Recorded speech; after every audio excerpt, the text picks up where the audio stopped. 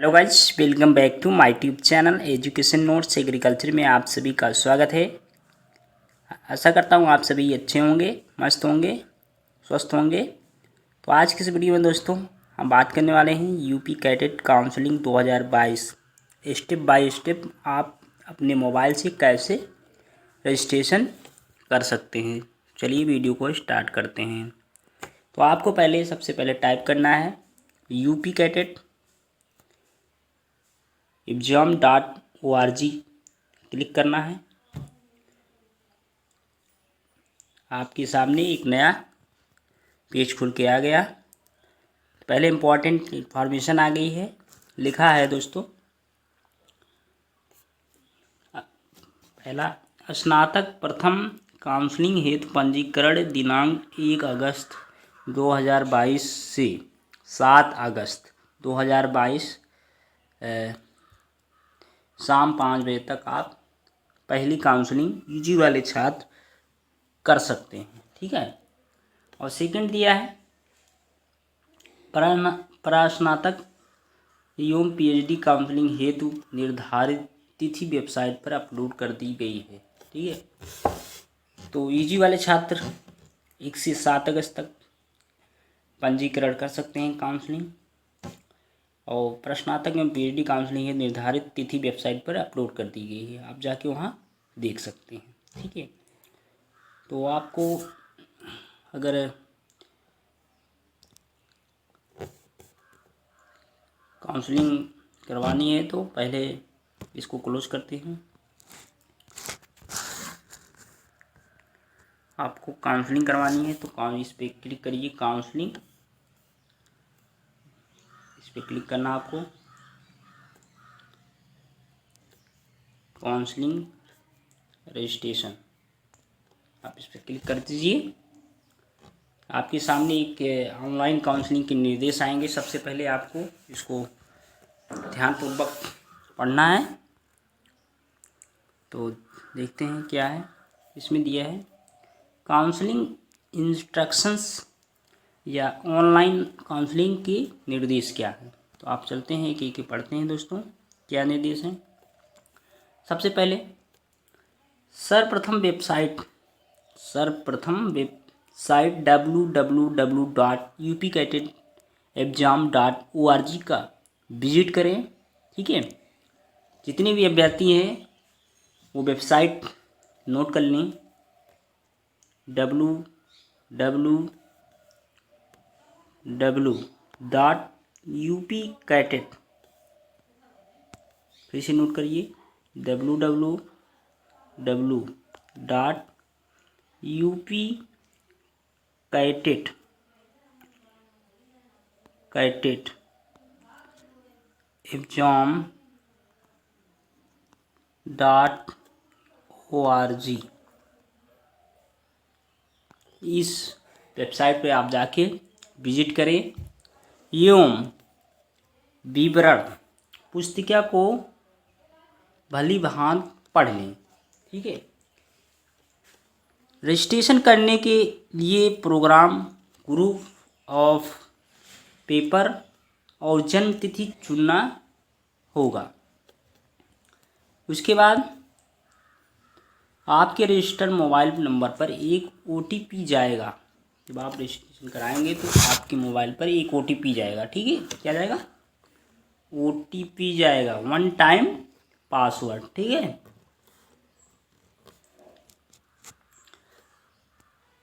उस OTP को verify करने के बाद अभ्यर्थी को पासवर्ड बनाना होगा। अगर आपके पास जब OTP जाएगा तो उसको वेरीफाई हो जाएगा, करने के बाद या वेरीफाई करना होगा, ठीक है। उसके बाद आपको एक पासवर्ड बनाना पड़ेगा। वेरीफाई के बाद OTP वेरीफाई, ठीक है। वेरीफाई के बाद पासवर्ड बनाना पड़ेगा आपको, पासवर्ड, ठीक है। पासवर्ड बनाना होगा, ठीक है। पासवर्ड बनाना होगा। ठीक है, चलिए आगे देखते हैं। इस पासवर्ड को सुरक्षित रख लें। इस पासवर्ड को सुरक्षित रख लें। इस पासवर्ड की ज़रूरत आगे भी होती रहेगी। ठीक है, जो आप पासवर्ड बनाएंगे उसकी ज़रूरत होती रहेगी। ठीक है, चलिए सेकंड, इसके बाद अभ्यर्थी लॉगिन कर सकता है। लॉगिन करने के लिए पुनः प्रोग्राम ग्रुप ऑफ पेपर और पासवर्ड का प्रयोग करना होगा। तीसरा देखते हैं पॉइंट्स। अभ्यर्थी को काउंसलिंग रजिस्ट्रेशन फीस 5 रुपये ऑनलाइन जमा करना होगा। तो सभी जो यूजी वाले छात्र हैं उनको अगर वो काउंसलिंग करवा रहे हैं तो रजिस्ट्रेशन फी 5 रुपये ऑनलाइन आपको जमा करना होगा। ठीक है, इसके बाद काउंसलिंग फीस जमा करने के बाद प्राप्त हुए ट्रांजैक्शन रेफरेंसेस, मतलब कि आपको रजिस्ट्रेशन किए हैं, रजिस्ट्रेशन के फीस जो पेमेंट किए हैं आप, रजिस्ट्रेशन फीस जो पेमेंट किए हैं आप, उसकी रिसीविंग, ठीक है, रिसीविंग स्लिप आपको प्रिंट करवा लेना है। ठीक है, रेफरेंस नंबर को सुरक्षित रखें, भविष्य में इसकी आवश्यकता होगी। ठीक है, जरूरत पड़ सकती है आपको अगर आप स्लिप आपके पास है। चलिए आगे देखते हैं नेक्स्ट पॉइंट की तरफ। ओटीपी एवं पासवर्ड को सुरक्षित एवं गोपनीय रखें। आपको ओटीपी एवं पासवर्ड जो आप बनाए हैं उसको एकदम से सेव करके सुरक्षित रखना है। इससे किसी अन्य दूसरे के साथ साझा न करें। यानी कि मतलब ये है दोस्तों कि जो ओटीपी एवं पासवर्ड आप बनाएं उसको सुरक्षित रखें हैं, किसी के पास शेयर ना करें। ये बहुत ही बड़ी आपको सूचना है, सावधानी बरतनी है। ठीक है, इसकी संपूर्ण उत्तरदायित्व संबंधित अभ्यर्थी की होगी। अगर आप किसी तरीके से अगर साझा कर रहे हैं या कोई भी अगर ओटीपी से सब पासवर्ड से कोई भी आपको दिक्कत हो रही है, कोई कुछ इधर उधर हो रहा है, आपको शेयर कर रहे हैं, कुछ भी कर रहे हैं, तो उसको आप मत करना, नहीं तो आपकी जिम्मेदारी होगी। जो अभ्यर्थी करेगा ऐसा तो उसकी जिम्मेदारी होगी। ठीक है, आपको ऐसा नहीं करना है, आपको सावधानी बरतनी है अच्छे तरीके से। तो दोस्तों कैंडिडेट के बारे अब देखते हैं कि डैशबोर्ड। तो कैंडिडेट डैशबोर्ड मतलब पूर्ण विवरण, अभ्यर्थी का पूर्ण विवरण। तो लॉगिन करने के बाद अभ्यर्थी का पूर्ण विवरण, ठीक है, खुल जाएगा। जो अभ्यर्थी लॉगिन करेगा इसके बाद उसका जो विवरण है, जो पूर्ण विवरण है वो खुल जाएगा। ठीक है, तो इसके बाद विवरण के नीचे काउंसलिंग के लिए सभी स्टेप दिए गए। ठीक है, नीचे दिए गए स्टेप के अनुसार अभ्यर्थी ऑनलाइन काउंसलिंग में हिस्सा ले सकते हैं। तो स्टेप चॉइस लॉक, पहला क्या है स्टेप, जो पहला स्टेप है वो चॉइस लॉक करना।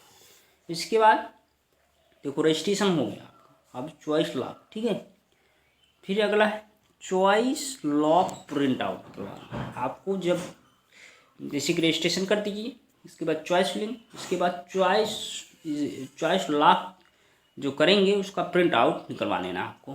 ठीक है, चलिए आगे बढ़ते हैं। यदि अभ्यर्थी को उसके चॉइस के अनुसार सीट आवंटित हो जाता है तो उसको आगे दिए गए स्टेप पूरे करने होंगे। ठीक है, अगर आपको कोई भी सीट मिलती है तो उसके आगे आपको पूरे स्टेप को पूरा करना होगा। ओके, समझ में आ रहा है दोस्तों? तो चलिए आगे देखते हैं। अगला स्टेप है डॉक्यूमेंट अपलोड करना है। आपको डॉक्यूमेंट अपलोड करना है। ठीक है, अगला स्टेप है सिक्योरिटी फीस डिपॉजिट करनी है, आपको सिक्योरिटी फीस जमा करना है। ठीक है, नेक्स्ट है अलॉटमेंट लेटर, आपको अलॉटमेंट लेटर डाउनलोड करना है। ठीक है, अलॉटमेंट लेटर डाउनलोड करना है। अब हम बात करेंगे डॉक्यूमेंट अपलोड के बाद सीट एलोकेशन, आपको कहाँ क्या का लोकेशन के बारे में क्या करना। चलिए आगे देखते हैं दोस्तों। तो अपने सभी डॉक्यूमेंट सभी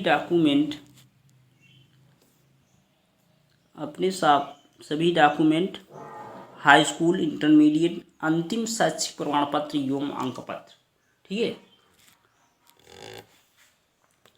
आरक्षण से संबंधित प्रमाण पत्र, स्थानांतरण पत्र, खेल प्रमाण पत्र, निवास प्रमाण पत्र अलग अलग चकत फॉर्मेट में अपलोड करके, मतलब कि दोस्तों आपको एक पीडीएफ के रूप में बना के स्कैन कॉपी करा के प्रिंट से जो होता है वो आपको पीडीएफ फॉर्म में कर लेना है और उसको फिर आपको अपलोड करके सेव करना होगा, ठीक है। ये सभी डॉक्यूमेंट निर्धारित तिथि के अंदर अपलोड करने होंगे। जो भी इसकी डॉक्यूमेंट की अपलोडिंग का समय दिया है या जो डेट दी है, उसी इतनी डेट से आपको उतनी अंदर आपको ये तिथि के अंदर अपलोड करने होंगे। जो पीडीएफ आपने अपलोड डॉक्यूमेंट बनाए हैं उसको अपलोड करना है, जिस डेट को है उसी डेट को आप करना है, ठीक है। नहीं तो वो आप साइट नहीं चलेगी, तो वो आपको नहीं अपलोड हो पाएगा, क्योंकि आपको समय से ही सब चीज़ करना है, ठीक है। चलिए नेक्स्ट, यदि अभ्यर्थी निर्धारित तिथि के अंदर अपने प्रमाण पत्र अपलोड नहीं कर, यदि आप, तो दोस्तों आप अगर निर्धारित जो तिथि दी हुई है, अगर वो प्रमाण पत्र आप समय से नहीं अपलोड करते हैं तो वह आगे काउंसलिंग प्रक्रिया में हिस्सा नहीं ले सकता है, ठीक है। क्योंकि आप समय से अगर निर्धारित टाइम से जो डेट दी है, आप समय से अगर अपना प्रमाण पत्र अपलोड करते हैं, कोई भी डॉक्यूमेंट अपलोड करते हैं, तो आप उस काउंसलिंग में भाग ले सकते हैं, हिस्सा बन सकते हैं। अगर ऐसा नहीं करते हैं आप, तो आपको काउंसलिंग में आप हिस्सा नहीं बन सकते हैं, ठीक है। इन बातों को जरूर दोस्तों ध्यान रखना, ठीक है। चलिए आगे बढ़ते हैं अगले स्टेप की तरफ।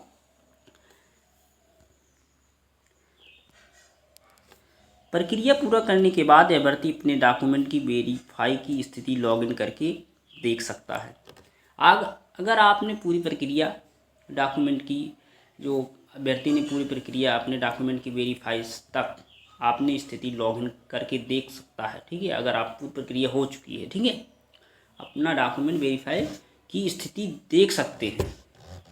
यदि अपलोड किया गया डॉक्यूमेंट साफ नहीं होगा, अगर आपने जो पीडीएफ या डॉक्यूमेंट स्कैन कॉपी पीडीएफ बना के अपलोड किया है, अगर वो क्लियर नहीं दिख रहा है, ठीक है, साफ नहीं दिख रहा है डॉक्यूमेंट, तो अथवा वैधता अवधि समाप्त हो गई होगी, उसके मतलब कोई भी रिजेक्ट हो सकता है। अगर साफ नहीं दिख रहा है तो उसका डॉक्यूमेंट रिजेक्ट या पेंडिंग स्थिति में भी जा सकता है। वही तो मैं कह रहा था दोस्तों कि जो डॉक्यूमेंट है वो रिजेक्ट हो सकता है। आपका सही जगह क्लियर नहीं दिख रहा, जो पीडीएफ आप बनाए हैं आपको एकदम क्लियर में बनाना है, ठीक है, अच्छे सभी अक्षर दिखते रहे बढ़िया से, ठीक है।